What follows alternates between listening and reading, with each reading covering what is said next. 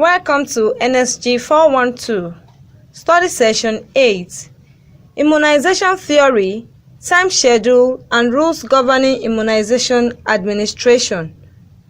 Introduction.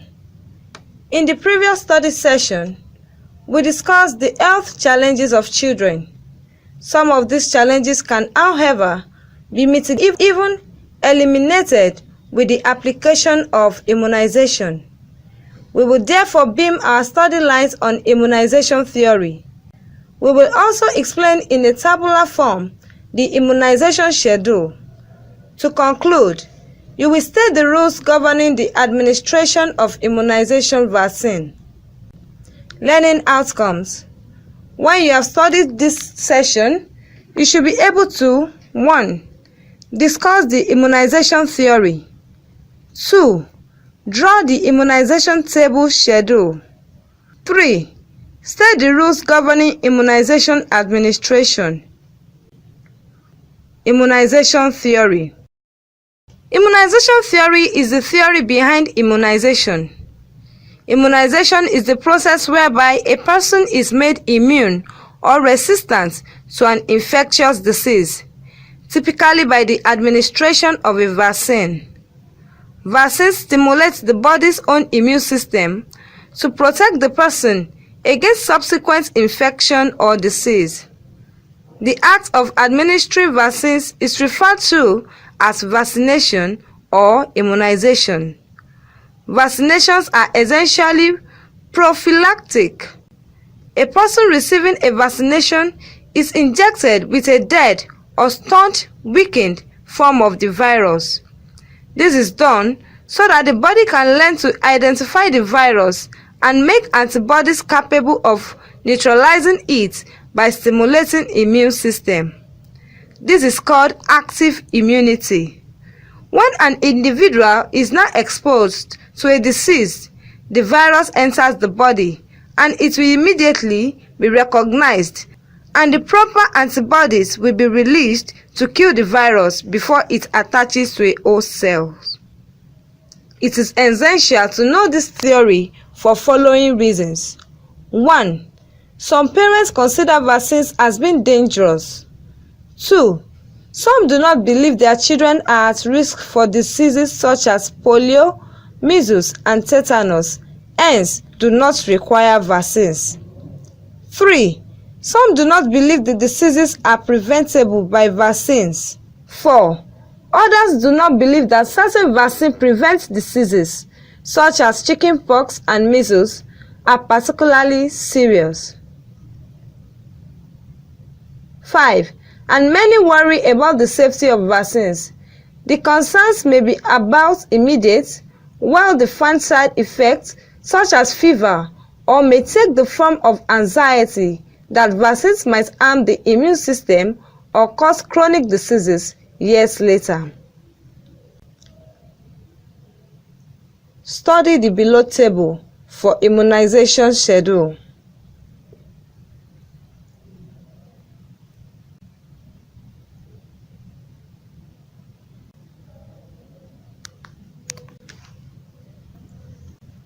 Pneumococcal conjugate vaccine (PCV).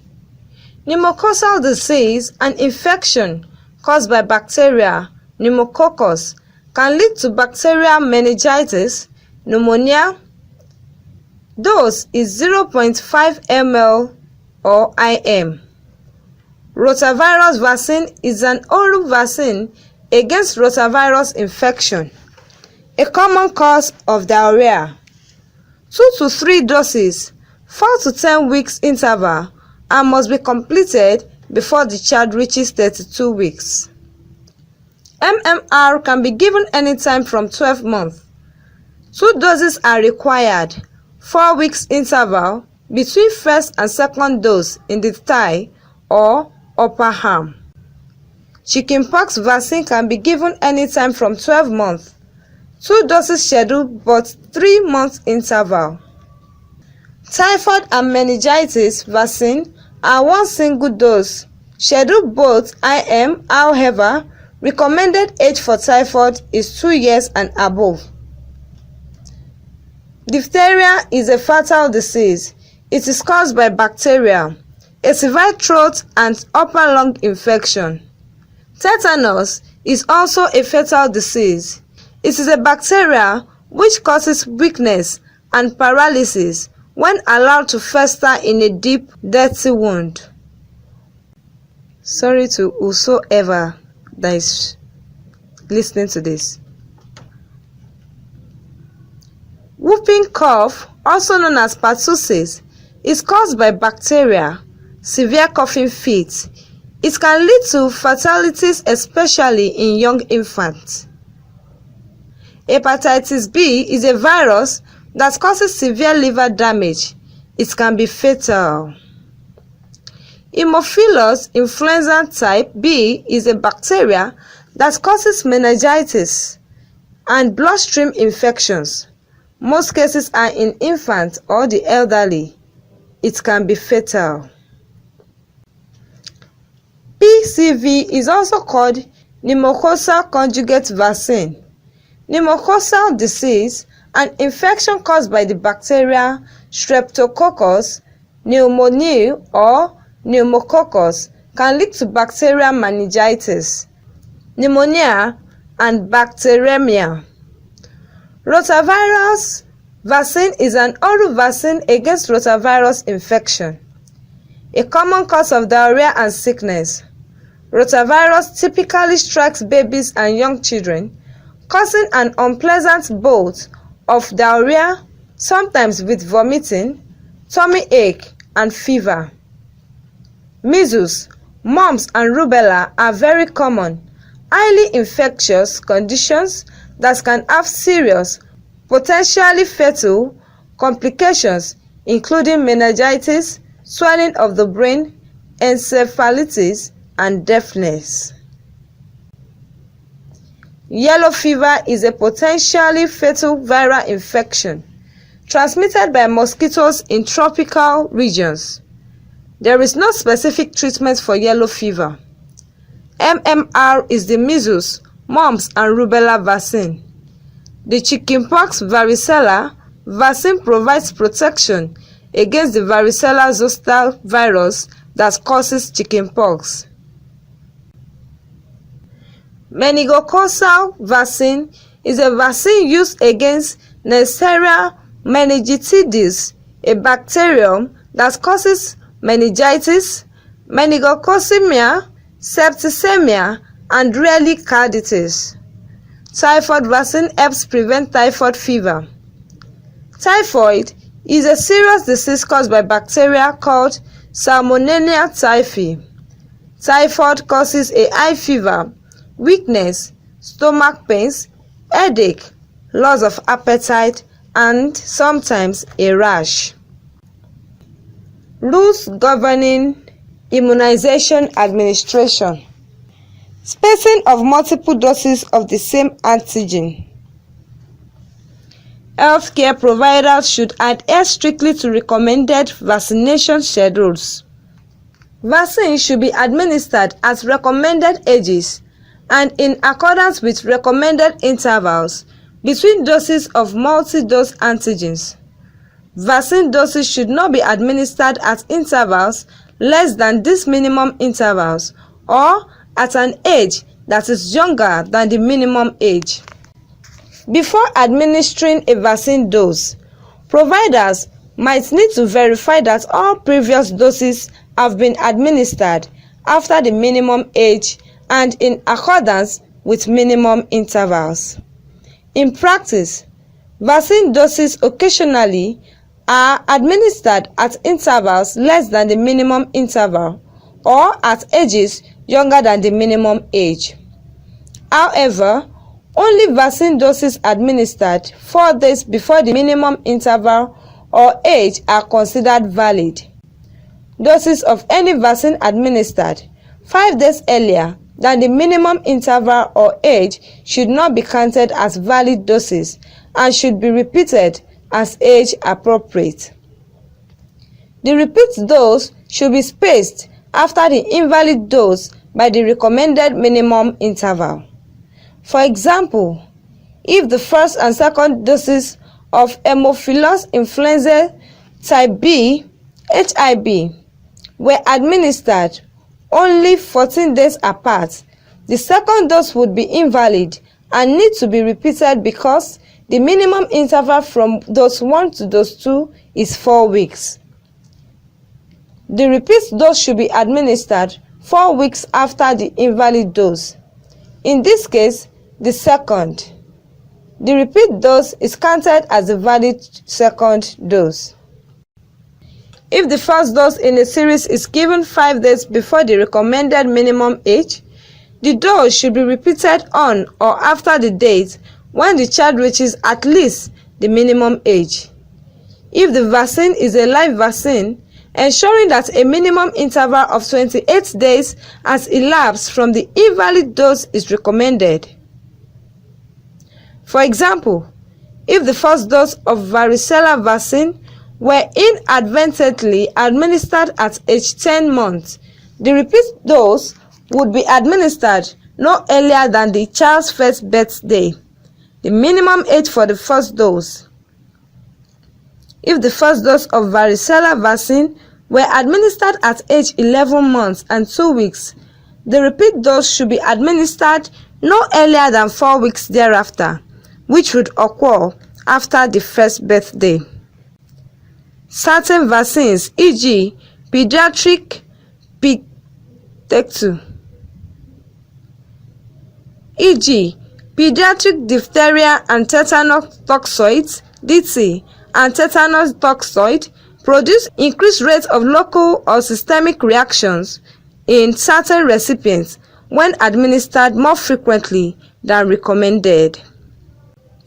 Hence, need for careful record keeping, maintenance of patients' histories, and adherence to recommended schedules can decrease the incidence of such reactions without adversely affecting immunity.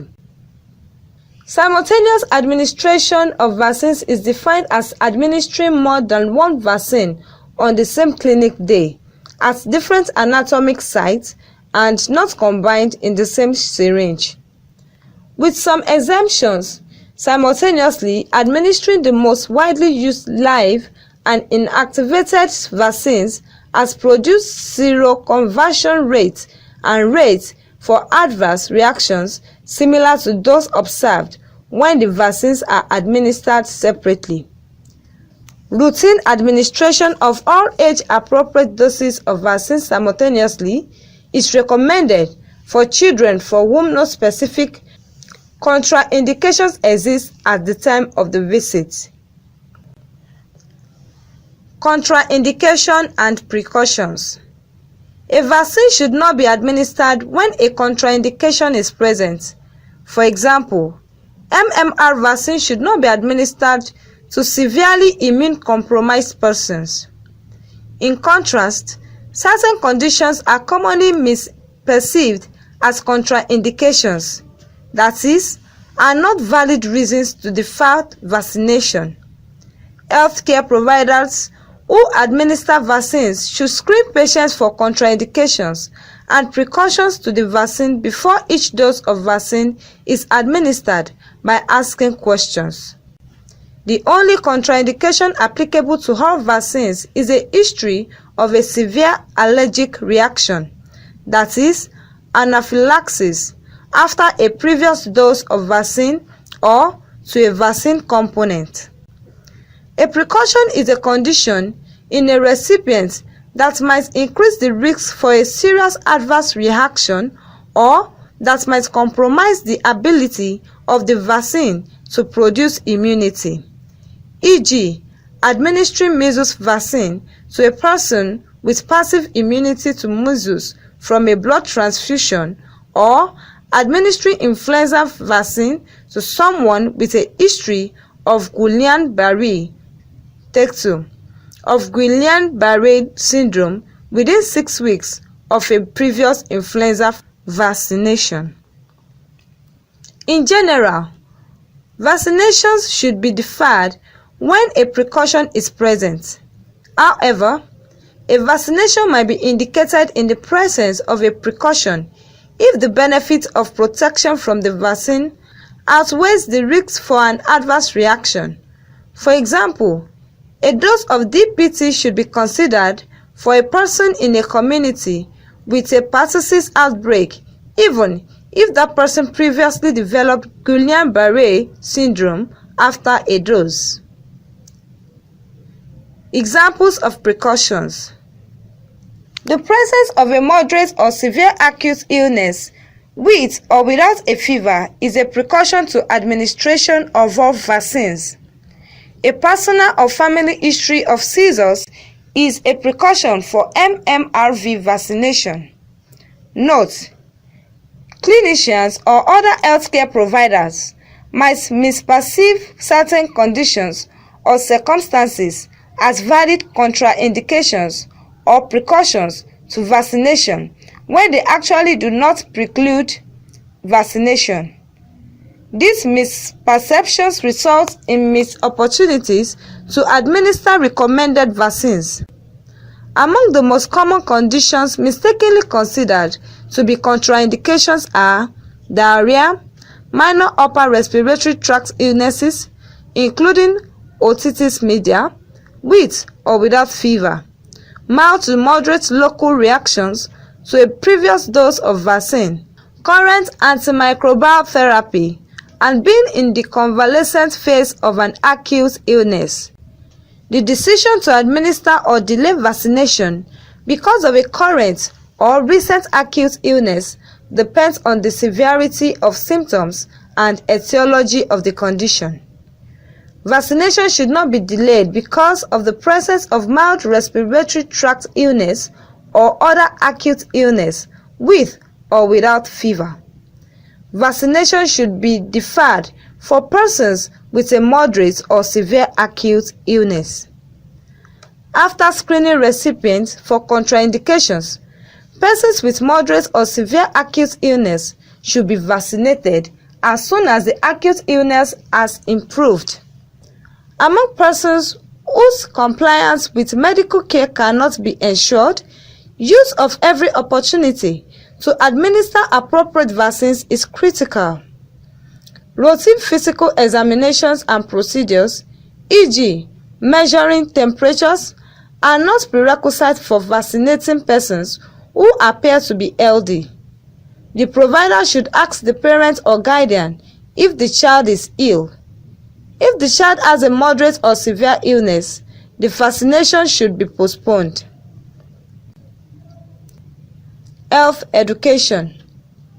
Parents and guardians should be informed about the benefits of and risks from vaccines in language that is culturally sensitive and at an appropriate educational level. Opportunity for questions should be provided before each vaccination. Discussion of the benefits of and risks from vaccination is sound medical practice and is required by law. Vaccine information materials should be given to caregivers each time a vaccine is administered.